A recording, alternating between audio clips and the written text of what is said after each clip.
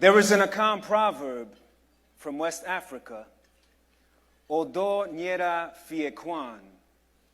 Love never gets lost and always finds its way home. I reflect on the love given to me when I was 17 wanting to MC.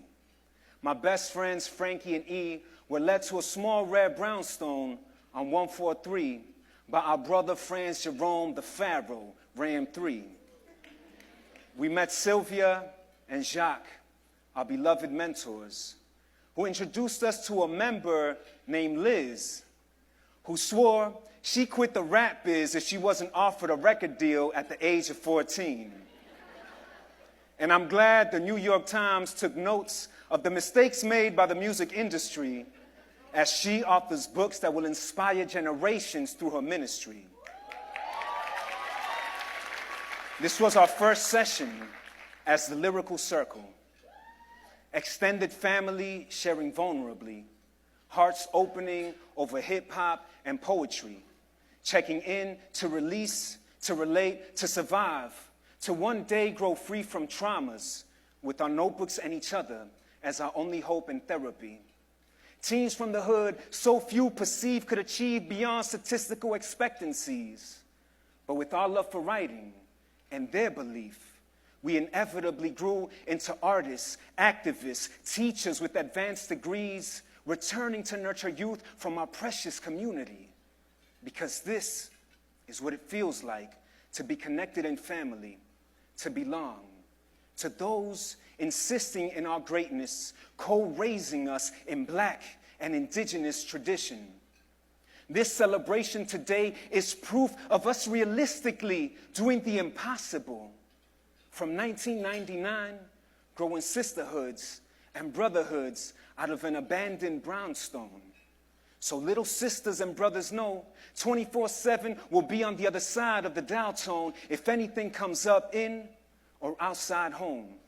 As you navigate school, grades, SATs, suspensions, heartache, loss of family, stresses of more than 2 years in Zoom rooms from the "we can't hear you, you're still on mute" reality to in-person called normal turns social anxiety.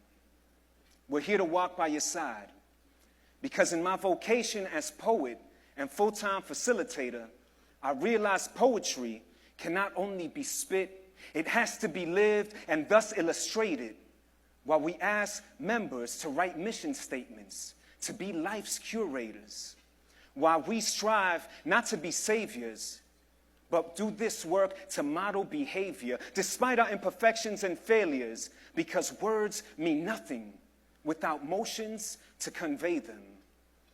Words can be so easily crafted, abandoned, never shifted into practice, but being a person of action moves into praxis, into being an anchor for others to access, celebrating their magic or holding space when life's tragic supersedes workshops and hours of planning take a back seat because life's up to its antics. When the roll of the dice in moments of crisis ranges from family vices to fighting. When we need healing, but feel like just hiding.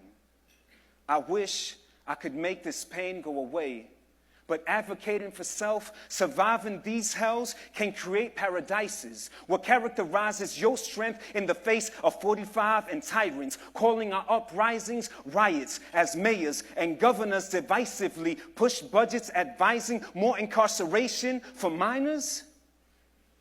I hear youth truthfully respond to this vileness, that what's really needed is love, consistency, job offers, college guidance.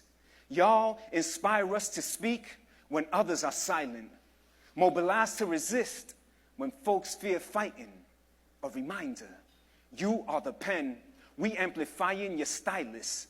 And if they say you're flightless, no, we see your wings. We know you are pilots. Play to your greatness, not their conniving. Inside our iris, you are just priceless. Your well-being and who you are in your fullness symbolizes alignment with the prices our ancestors paid for you to rise in. Your well-being is the prize. Your brightness is what we need. Your thunder, your lightning, you're the ones who'll ensure that BroSis is rising.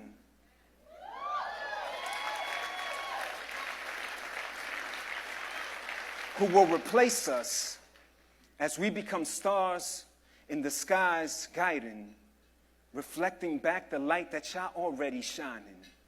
Together, we'll shape this legacy that bound the destiny of two childhood best friends, Kari and Jason, social justice warriors like Ali body training, elevating youth to critically analyze and weigh in, educating to organize, providing safe haven. Despite defiant naysaying, not a surprise your voices were hardly waning. Kept campaigning to construct a home out the bricks from our pavement, built by workers from our block, now outsourced agents, while concentrating on feeding our families. Sunshine or rain when this pandemic claimed so many lives we've lost to its raining.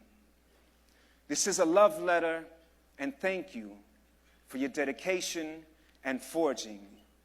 Snick and the Panthers inspired some of your forming, but this is a special thanks to those loving you with no need for reward or exalting.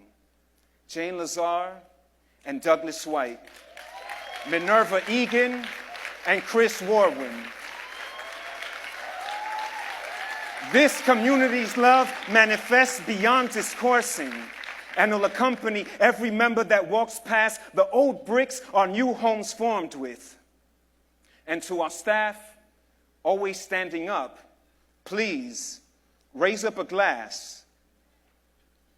Please. You formed this village that labors to love and raise all of our children. Without every single one of you, we wouldn't have the wisdom or kinship to uphold this vision. Thank you for inviting me to be part of this work, shaping me as a teen, informing who I'm becoming today, to the partner I hope to be to my wife, and to the parents we will be to our unborn child.